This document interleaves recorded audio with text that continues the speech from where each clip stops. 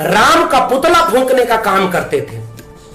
ये तेवर था ईवी रामास्वामी पेरियार का, और वही तेवर उत्तर भारत का पेरियार कहे जाने वाले ललई जी में था। पेरियार ललई की सच्ची रामायण घर घर पढ़ी है। मैं आपको फिर से कह रहा हूं, पीडीएफ है सच्ची रामायण जो ईवी रामास्वामी नायकर पेरियार, और जिस रामायण सच्ची रामायण के लिखने के 1 साल के भीतर कोर्ट में मुकदमा होता है।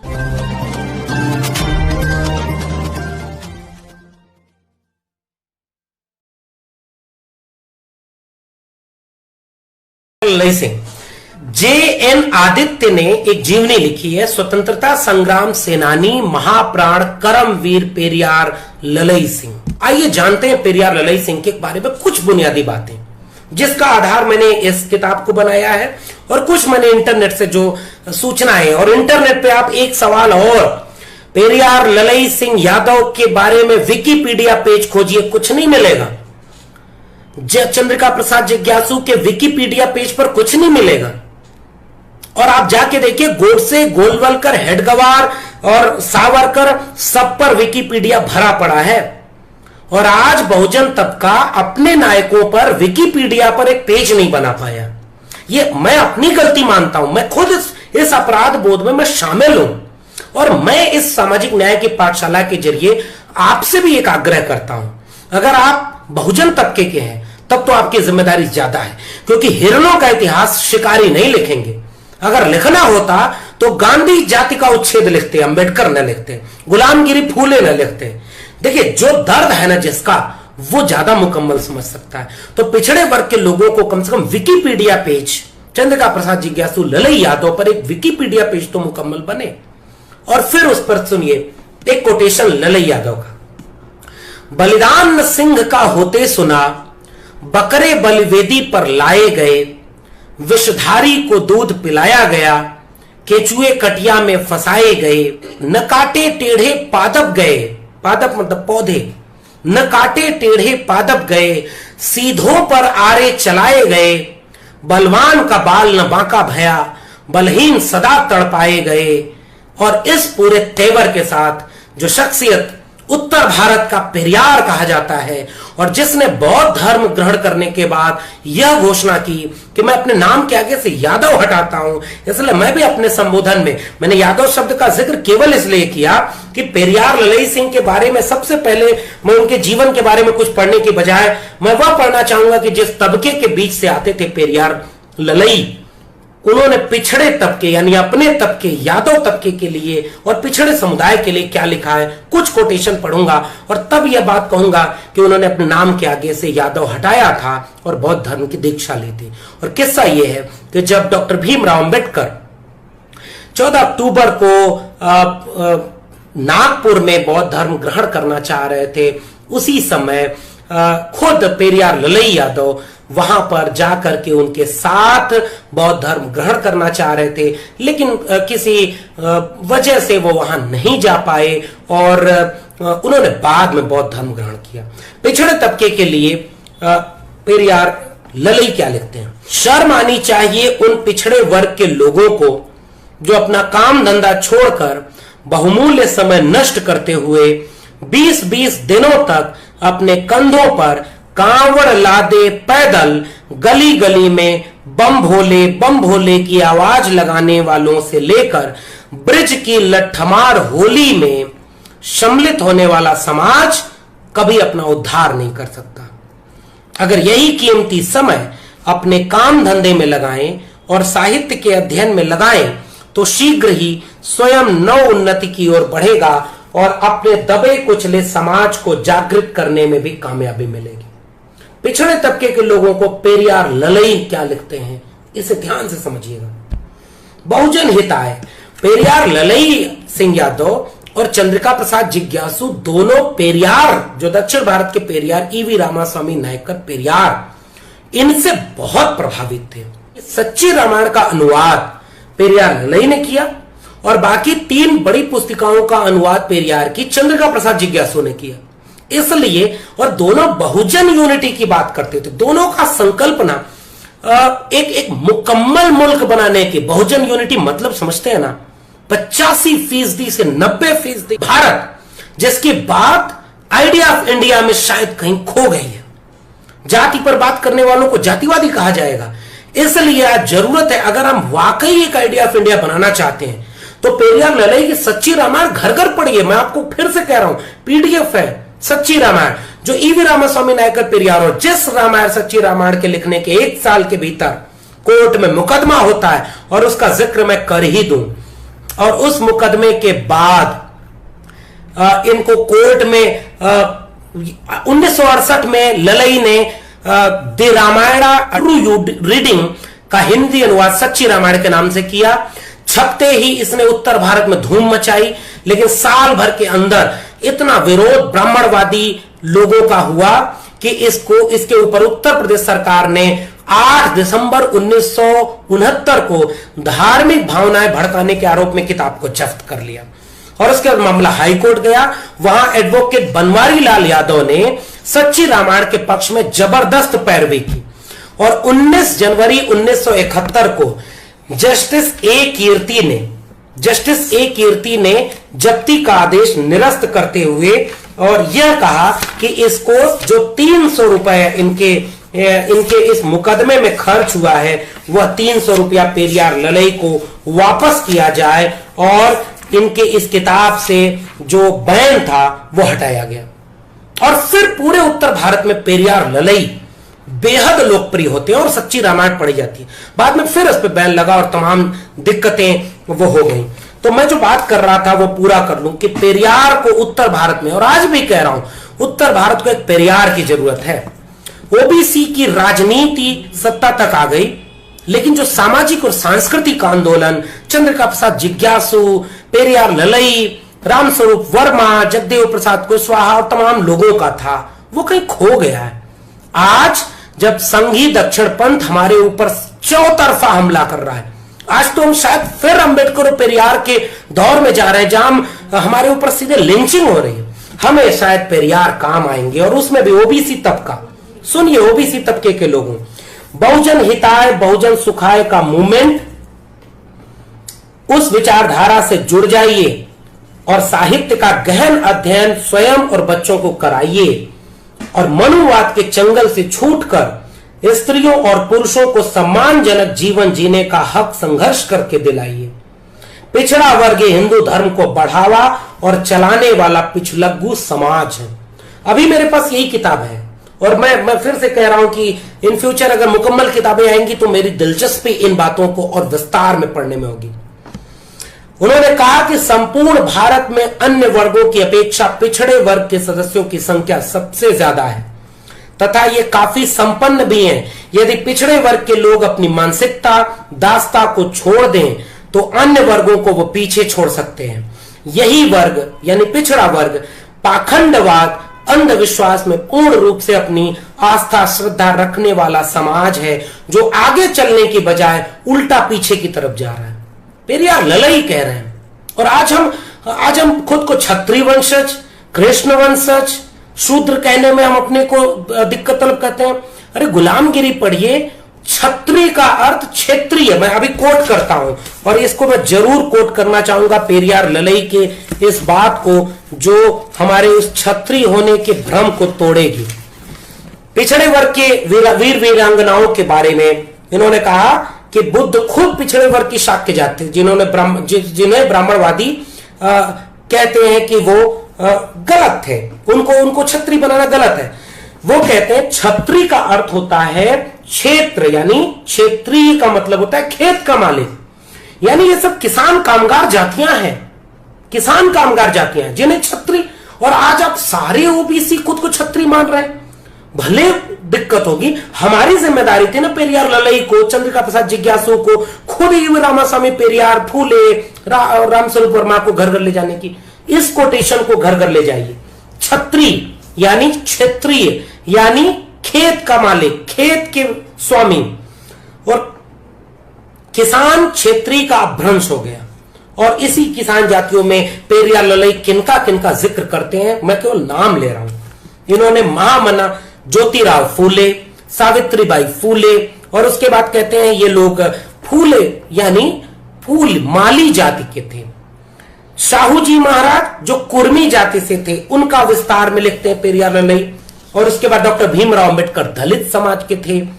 बाबा गाडगे महाराज जो धोबी समाज के थे, और जो बाबा गाडगे जो अलग अलग रंग बिरंगे कपड़े को लेकर के चकत्ती बना करके पहनते थे, तो उनसे लोग पूछते थे बाबा गाडगे से कि ये आप कैसा कपड़ा पहनते हैं, तो वो कहते हैं ब्राह्मणवाद के चलते मेरा समाज तितर बितर हो गया है, मुझे इस पूरे समाज को जोड़ना है और ये कपड़ा मेरा जोड़ने का प्रतीक है। कितने बहुजन इसको जान पाए भाई? ये अब तो वक्त है पढ़ने और पढ़ाने का। ईवी रामास्वामी नायकर पेरियार जो चरवाहा जाति के थे, वीरांगना पन्नादाई का जिक्र किया है। उसके बाद उन्होंने नाई समाज के पूरे योद्धाओं का जिक्र किया है। अहिल्याबाई होलकर जिन्हें वो कहते हैं भेड़ बकरियों का पालन करने वाली जाति से आती थी। फूलन देवी मल्लाह जाति की आती थी, और फूलन देवी सबसे ज्यादा हिकारत से देखी जाने वाली नायिका थी। पेरियार ललई लगातार इस बात को उठाते हैं। रामस्वरूप वर्मा की बात करते हैं, अर्जक संघ की बात करते हैं, जगदेव प्रसाद कुशवाहा की बात करते हैं, और नारों की बात करते हैं। 10 का राज 90 पर नहीं चलेगा, 100 में 90 शोषित हैं, शोषितों ने ललकारा है, धन धरती और राजपाट में 90 भाग हमारा है। ये सामाजिक न्याय की लड़ाई किसी के खिलाफ नहीं है, ये सामाजिक न्याय की लड़ाई सत्ता संसाधन के बराबर के वितरण की लड़ाई है। इसलिए यह आधुनिक मार्क्सवाद है और भारत को मुकम्मल बनाने का असली विचार है। इसलिए पेरियार ललई सिंह यादव पर बात करनी चाहिए। पिछड़े वर्ग के लोगों के लिए उन्होंने ये बातें कही। और एक बात, राम की बात जब करते हैं, सच्ची रामायण की बात करते हैं, जो तेवर दक्षिण भारत में ईवी रामास्वामी नायकर पेरियार का था, वो रावण की पूजा करते हैं। पेरियार के बारे में इसी सामाजिक न्याय की पाठशाला में मैंने पहले आपको जिक्र किया है। पेरियार काला कपड़ा पहनते थे उस दौर में, जिस दौर में गांधी का प्रभाव था। स्वराज की हिमायती लोग सफेद कपड़ा पहनते थे, ईवी रामास्वामी पेरियार काला कपड़ा पहनते थे, और वो ये कहते थे कि यह जो मुल्क है ये यहां के निवासियों का है, और ये जो राक्षस जिन्हें आपने कहा, आपने यहां के निवासियों का अपमान किया और ब्राह्मणवादी नायकों को थोपा है, राम का पुतला फूंकने का काम करते थे। यह तेवर था ईवी रामास्वामी पेरियार का, और वही तेवर उत्तर भारत का पेरियार कहे जाने वाले ललई जी में था। भारत सरकार से अनुरोध है, ललई लिखते हैं, भारतीय संविधान के विरुद्ध साहित्य का प्रचार, प्रकाशन और बलिवध व रावणवध जैसी राष्ट्रीय एकता रामलीला को तुरंत बंद किया जाए। आज तो रामायण कोरोना काल में घर घर पहुंचाया जा रहा है। काश अगर हम लोग ईवी रामास्वामी पेरियार, ज्योतिबा फूले से लेकर के पेरियार ललई तक के लोगों को पढ़े होते और अपने पिछड़े वर्ग के लोगों के बीच पढ़ाए होते, तो हमारे तबके के लोग कांवड़ होने, मंदिर मंदिर आरती करने, सत्यनारायण भगवान की कथा कहने, और आज कोरोना काल में रामायण और महाभारत देख करके लालोट होने के बाद नहीं आते। क्या लिखते हैं? राम को कातिल लगते हैं। यदि गांव गांव गली मोहल्ले में भी नारी अपहरण का मामला संयोगवश हो जाता है, तो समझदार लोग ऐसी घटनाओं को ढकने का प्रयास करते हैं। रावण ने सीता का अपहरण किया और सीता के साथ बदसलूकी की मात्र एक बार ही, तो क्या इस घटना को ढका नहीं जा सकता था? किंतु शासक जाति के लोग तो प्रतिवर्ष एक ब्राह्मण राजा द्वारा एक क्षत्रिय विवाहिता का अपहरण रामलीलाओं में करवाते हैं और सीता के साथ बदसलूकी का खुला प्रदर्शन करते हैं। फिर भी क्षत्रियों का खून नहीं खोलता, बल्कि गर्व महसूस होता है। इसलिए भारतीय नागरिकों से अनुरोध है कि इस रामलीला को शीघ्र अतिशीघ्र समाप्त कर देने का फैसला करना चाहिए। आज हम लोग कैसे उस तरह के 50 साल पहले के डिस्कोर्स में फंसते जा रहे हैं। दुनिया आगे बढ़ रही है और हम एक नया पुराना डिस्कोर्स, हमें एक इक्वलिटी की बात करनी होगी। पिछड़ा वर्ग न जाने मर्म, पिछड़े वर्ग को फिर से संबोधित कर रहे हैं, और इस लेख को हर व्यक्ति को पढ़ना चाहिए। अन्य पिछड़ा वर्ग ब्राह्मण नहीं, क्षत्रिय नहीं, वैश्य नहीं, फिर एक ही वर्ग बचता है, शूद्र। पिछड़े वर्ग के लोगों गंभीरता से इस बात को सोचिए। अगर आप ब्राह्मण नहीं है, क्षत्रिय नहीं है, वैश्य नहीं है, फिर एक ही वर्ग बचता है, शूद्र। ये पेरियार ललई सिंह यादव लिख रहे हैं। अतः अन्य पिछड़ा वर्ग है, किंतु हैरत की बात है कि अन्य पिछड़ा वर्ग अपने को शूद्र मानता ही नहीं।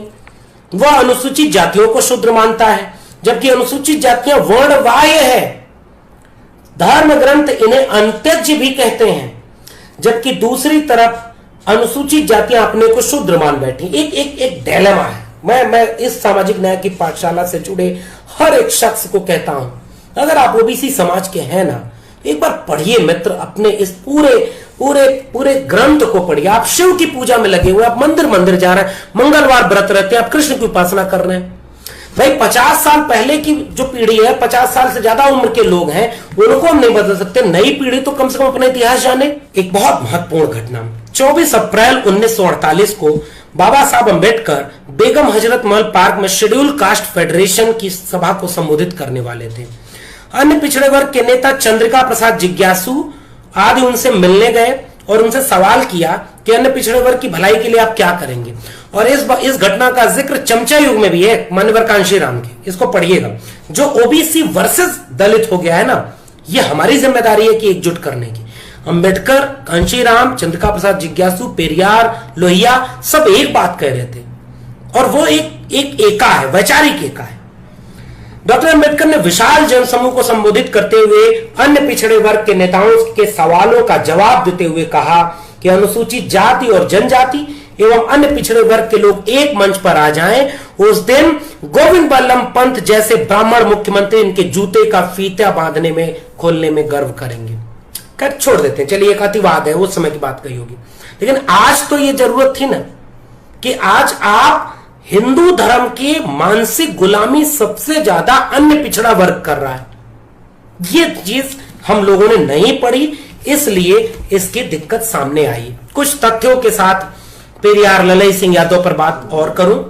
इनका जन्म कानपुर के झींझक में हुआ था, कठारा गांव में। पिता गज्जू सिंह आर्य सामाजिक प्रभाव थे, जनेऊ पहनते थे, और एक बार उनका जनेऊ किसी ने तोड़ दिया तो वो चौराहे पर खड़े होकर के फिर से गए और कहे कि ऐसे कैसे।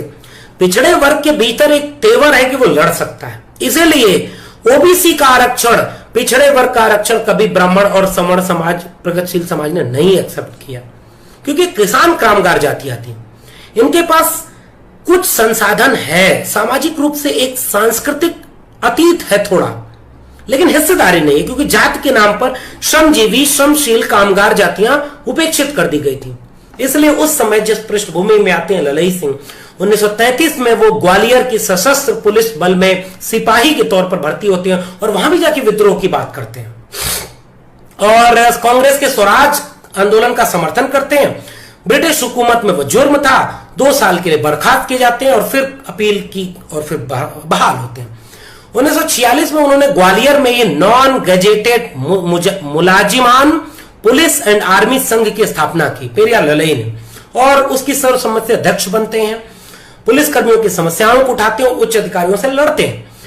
अमेरिका में लाला हरदयाल के नेतृत्व में जब गदर पार्टी बनी और उन्होंने किताब लिखी थी सोल्जर ऑफ द वॉर, तो हिंदी में ललई सिंह ने उसी तर्ज पर 1946 में किताब लिखी सिपाही की तबाही, और जिसमें जो टाइप करके वो बांटते थे, वो प्रकाशित नहीं हुई, और फिर अंग्रेजों को पता चला, उन्होंने उस किताब को जब्त कर लिया। सिपाही की तबाही वार्तालाप शैली में है, और यह कहा जाता है कि जैसे ज्योतिबा फुले ने किसान का कोड़ा लिखा, अछूतों की कैफियत लिखी, उस दर्जे की किताब थी। 29 मार्च 1947 को फिर से पुलिस महकमे में विद्रोहों के चलते इन्हें गिरफ्तार किया गया, मुकदमा चला और 5 साल के लिए सश्रम कारावास हुआ। 9 महीने तक जेल में रहे, और जब भारत आजाद हुआ तो ग्वालियर स्टेट के भारत गणराज्य में विलय के बाद 12 जनवरी 1948 को जेल से रिहा हुए। 1950 में सरकारी सेवा से निवृत्त होकर के ग्वालियर से अपने गांव झींझक आ गए और वहीं आजीवन रहे। उन्होंने अशोक पुस्तकालय बनाया, उस अशोक पुस्तकालय नाम से प्रकाशन संस्था कायम की और पहला प्रिंटिंग प्रेस लगाया, जिसका नाम रखा सस्ता प्रेस। नाटक लिखने की जो कला थी उसको देखा जा सकता है कि उन्होंने 5 नाटक लिखे पेरियार ललई ने। अंगुली माल नाटक, शंभूक वध, संत माया बलिदान, एकलव्य और नाग यज्ञ नाटक। संत माया बलिदान सबसे पहले स्वामी अछूतानंद ने 1926 में लिखा था, जो अनुपलब्ध था। ललई जी ने उसे लिख करके फिर से प्रकाशित करवाया। गद्य में 3 किताबें बहुत महत्वपूर्ण मिलती हैं पेरियार ललई की। शोषितों पर धार्मिक डकैती, शोषितों पर राजनीतिक डकैती और सामाजिक विषमता कैसे समाप्त हो, ये 3 सबसे महत्वपूर्ण पुस्तकें पेरियार ललई की मिलती हैं। इसके अलावा इन्होंने सामाजिक और राजनीतिक रॉकेट मतलब छोटे छोटे लेख लिखे और हिंदू नायकों, हिंदू संस्कृति का बहुत कड़े तार्किक तेवर में मुखालफत की और हिंदी साहित्य में जो तेवर लगभग नजरअंदाज था और उस तेवर को किस तरह से वो सामने लाते हैं। 1967 में पेरियार रामास्वामी नायकर, दक्षिण भारत के पेरियार के एक अल्पसंख्यक सम्मेलन में लखनऊ आए थे और फिर उसमें चंद्रिका प्रसाद जिज्ञासु के साथ इनकी मुलाकात होती है और फिर सच्ची रामायण का अनुवाद करते हैं। और उसके बाद एक बहुत महत्वपूर्ण बात की, the Ramayana a true reading में पेरियार रामास्वामी नायकर ने संदर्भ नहीं दिए थे, तो ललई यादव ने एक अलग किताब लिखी, सच्ची रामायण की चाबी, जिसमें संदर्भों और साक्ष्यों के हवाले से सच्ची रामायण को समझने की बात कही गई। उसके बाद 24 दिसंबर 1973 को पेरियार की मृत्यु के बाद एक शोक सभा होती। बहुत दिलचस्प किस्सा आपको सुनाता हूं कि इनको क्यों पेरियार कहा गया और यह एक बहुत महत्वपूर्ण बात है। 14 दिसंबर 1973 को जब पेरियार की दक्षिण भारत में मृत्यु होती है और एक विशाल सभा बुलाई गई और ललई जी को भाषण देने के लिए वहां बुलाया गया। परिनिर्वाण प्राप्त पेरियार की श्रद्धांजलि सभा में दिए भाषण पर दक्षिण भारतीय मुग्ध हो गए। उनकी श्रद्धांजलि सभा में उनके भाषण की समाप्ति पर यह नारे लगाए गए, अब अगला हमारा पेरियार ललई सिंह।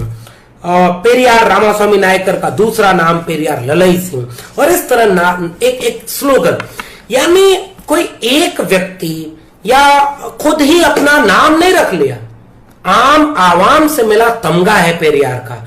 ये तमगा मिला तेवर और वैचारिकी के नाते, ये तमगा मिला अपनी रेडिकल रेशनल थिंकिंग के नाते, और हमने उन्हें अपने पूरे दृष्टिकोण से लगभग नजरअंदाज कर दिया। इसलिए मेरा आप सभी से ये कहना है कि अगर पेरियार रामास्वामी नायकर को हम नहीं पढ़ पाए, अगर हम फूले पेरियार को नहीं पढ़ पाए, हम पिछड़े तबके के लोग हैं और हम अगर इस तरह की चीजों को नहीं पढ़ पाए तो क्या करेंगे। कमल भारती के सिद्धार्थ जी का लेख है, उससे मैं कोटेशन के साथ 7 फरवरी 1993 को पेरियार ललई सिंह का निधन होता है। इस कोटेशन के बाद अपनी बात खत्म करूंगा। उनके नाटकों और साहित्य में उनके योगदान के बारे में कमल भारती लिखते हैं कि यह साहित्य हिंदी साहित्य के समानांतर नई वैचारिक क्रांति का साहित्य था, जिसने हिंदू नायकों और हिंदू संस्कृति पर दलित वर्गों की सोच को बदल दिया था। यह नया विमर्श था जिसका हिंदी साहित्य में अभाव था। ललई सिंह इस साहित्य ने बहुजनों में ब्राह्मणवाद के विरुद्ध विद्रोही चेतना पैदा की, उनमें श्रमण संस्कृति और वैचारिकी का नव जागरण किया। और आपसे जाते आते यही आग्रह, आपके जहन में जो आइडिया ऑफ इंडिया है, हमारे अकादमिक इंस्टीट्यूशन से लेकर के बौद्धिक समाज के बीच में जो आइडिया ऑफ इंडिया है वो अधूरा है, और ब्राह्मणवादी इतिहास लेखन के चलते दलित, पिछड़ा, आदिवासी समाजों के भीतर नाहक एक अंतर विरोध खड़ा किया गया। बेशक उसका सामाजिक आधार हो सकता है कि जमीन की लड़ाई कुछ ओबीसी तबके में और दलित तबके में हो सकती है, राजनीति की लड़ाई हो सकती है, लेकिन सांस्कृतिक और वैचारिक लड़ाई असंभव है। और वह लड़ाई केवल इसलिए सफल है क्योंकि हमारी अज्ञानता का फायदा कुछ चंद नए नए ब्राह्मणवादी उठा रहे हैं। नए नए आलोचक बनते हैं, नए नए पाठक बनते हैं, और वो खुलेआम फेसबुक पर लिख देते हैं, प्रोफेसर है और खुलेआम लिख देते हैं कि दलितों का शोषण सबसे ज्यादा ओबीसी ने किया। शायद मैं जो समझ पा रहा हूं वो उनकी दो तरफा साजिश है कि हम कांशीराम अंबेडकर के साथ ईवी रामास्वामी पेरियार, ज्योतिबा फूले, डॉक्टर भीमराव अंबेडकर और रामस्वरूप वर्मा, जगदेव प्रसाद कुशवाहा के साथ ललई यादव और चंद्रिका प्रसाद जिज्ञासु को कहीं एकजुट करके वह मुकम्मल बहुजन वैचारिकी न खड़ा कर दें जो ब्राह्मणवाद को ध्वस्त कर दे। इसलिए पढ़े लिखे तबके को और खास तौर पे ओबीसी तबके को बार बार मेरा अनुरोध है, पेरियार ललई सिंह, रामस्वरूप वर्मा चंद्रिका प्रसाद जिज्ञासु, मान्यवर कांशीराम की चमचा योग, गुलामगिरी, ईवी रामास्वामी पेरियार, लोहिया, हिंदू बनाम हिंदू पढ़िए, ब्राह्मणवाद से लड़िए, वरना आने वाली पीढ़ियां माफ नहीं करेंगी। जाते जाते वही कोटेशन पेरियार ललई का, बलिदान न सिंह का होते सुना, बकरे बलिवेदी पर लाए गए। बलिदान न सिंह का होते सुना, बकरे बलिवेदी पर लाए गए। विषधारी को दूध पिलाया गया, केचुए कटिया में फंसाए गए। न काटे टेढ़े पादप गए, सीधों पर आरे चलाए गए। बलवान का बाल न बांका भया, बलहीन सदा तड़पाए गए। तो सामाजिक न्याय की पाठशाला में जुड़ने के लिए आप सभी का बहुत बहुत शुक्रिया। सामाजिक न्याय की पाठशाला के अगले हिस्से के साथ आपके साथ फिर साझा करूंगा, और अपने इस आज के वक्तव्य के लिए कमल भारती जी के उस संग्रह जो चंद्रिका प्रसाद जिज्ञासु ग्रंथावली का आधार मैंने लिया है। पेरियार ललई के लिए मैंने एक पतली सी किताब और कुछ इंटरनेट की बातें ली हैं, और मैं फिर से अपने मित्र और एक उज्जवल भविष्य के सुधार्थी धर्मवीर को ढेर सारी शुभकामनाएं दूंगा जो पेरियार ललई पर काम कर रहे हैं, और बहुत जल्दी वो ग्रंथ आने वाला है। घर घर चमचा युग, हिंदू बनाम हिंदू, गुलामगिरी, जाति का उन्मूलन, और ललई सिंह यादव और चंद्रिका प्रसाद जिज्ञासु, इन सबको पहुंचा दीजिए। लड़ाई अपने आप पीढ़ियां लड़ लेंगी। अगर हम यह न देने में सफल रहे तो ब्राह्मणवाद जीतेगा, और हमारे आंखों के सामने इन सारे बहुजन नायकों की अथक मेहनत ध्वस्त हो जाएगी। बहुत बहुत शुक्रिया। अपना चैनल, आपका चैनल, समाज का चैनल, देश का चैनल एनबी न्यूज 24/7 को आप लाइक करें, सब्सक्राइब करें और ज्यादा से ज्यादा इसकी वीडियो को शेयर करें, ताकि हर खबर को मैं आप तक आसानी से पहुंचा सकूं।